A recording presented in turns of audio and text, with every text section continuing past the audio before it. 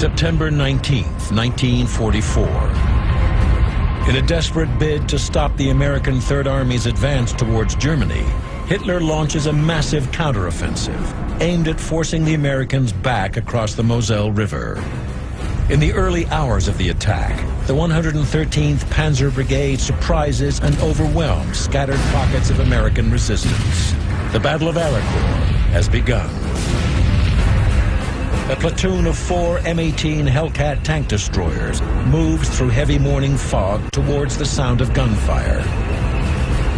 The Hellcats reach the battlefield and come up against 40 tanks of the advancing 113th Panzer Brigade. With the destroyers, or TDs, is Private Paul Colangelo. After we realized they were German, we started to open fire. We would shoot and move. With our speed and maneuverability, we were having a field day. Each combat command usually had one company of TDs. They could penetrate the front slope plate of a Panther. So they were lethal. Armed with a high-velocity 76mm cannon, the Hellcat is designed to quickly engage and destroy enemy armor. It has a top speed of close to 100 kilometers per hour, but that speed comes at a cost. The Hellcat's armor is only 13 millimeters thick, making it highly vulnerable to enemy fire.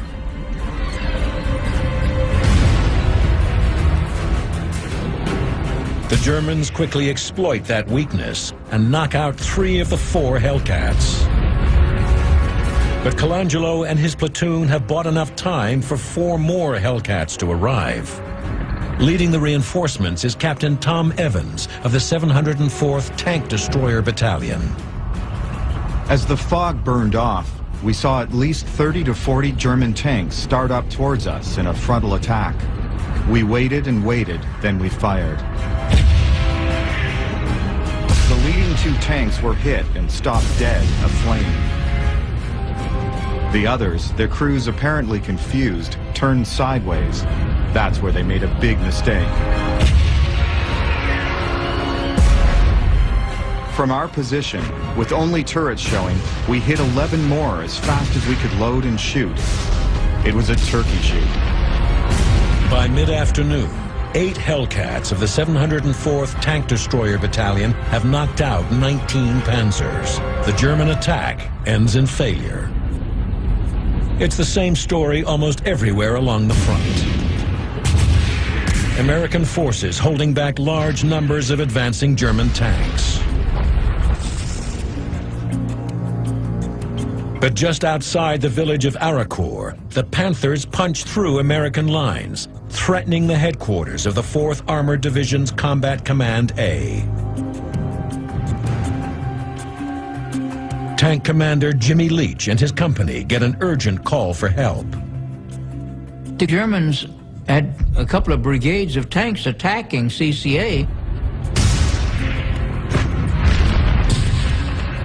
Leach's company arrives just in time. They find the American headquarters caught off guard, defended by only a few artillery guns. The artillery was shooting direct fire at them and had them stymied at least.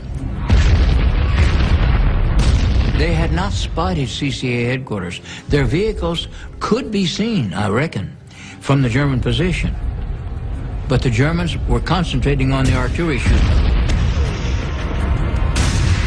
And Clark said, "Where's your company? I sent for you, ages ago." They said, "I want you to get rid of those damn tanks right there. You see them? Get rid of them." "Yes, sir." "Drive them away." I said, "All right, I want us to deploy just beyond this point here, right here now. Deploy right out here in line formation and move toward these Germans, guns a-blazing."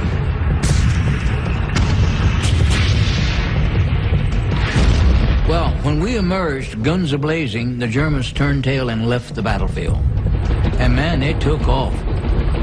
Went several thousand meters to the right and got up on a high hill. We should probably go look for those bastards. Why don't we, before dark, move in that direction? Leach quickly rallies his men, and with his small Sherman force launches a pursuit of the Panthers. A Company went around the left on a high ground and then dropped down. And here was a German logger of over a dozen Panther tanks. A Company immediately started shooting at them, and they returned fire to A Company. We lost 3 Shermans. A Company lost its commander and 2 platoon leaders. Their armor protection was superior to ours.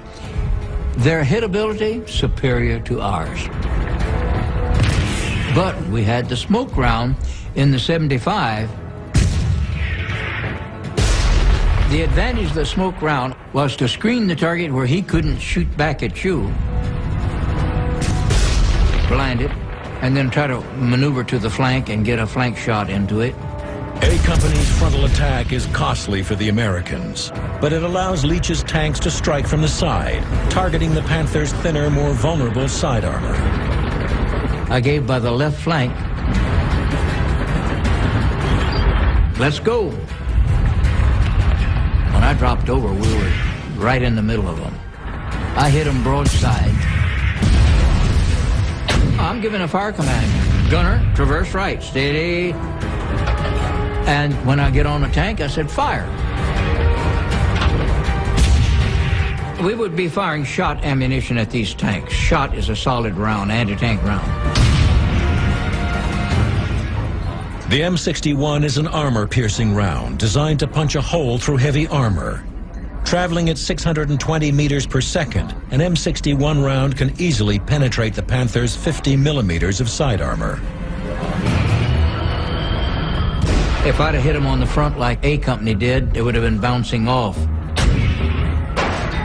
But I hit them on the flank, and my guns would go right through the side of a German tank.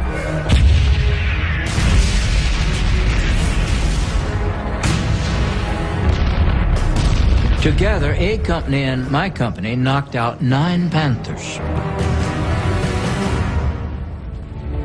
By the end of the first day, the battlefield is littered with the hulks of 43 German panzers. The Americans lose just 5 Shermans and 3 Hellcats. General Patton analyzed what was going on, and I thought this was just a skirmish that the Germans had thrown at us, and it wasn't the real thing. It was a pretty good skirmish. It lasted a day and a half of heavy fighting, tank versus tank.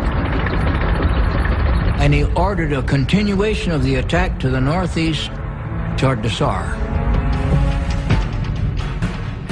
The bulk of Patton's forces resume their advance towards Germany. Jimmy Leach and his company get orders to stay behind near the French town of Moncourt. I was to be the rear guard as they pushed on away from me. And suddenly, to my right,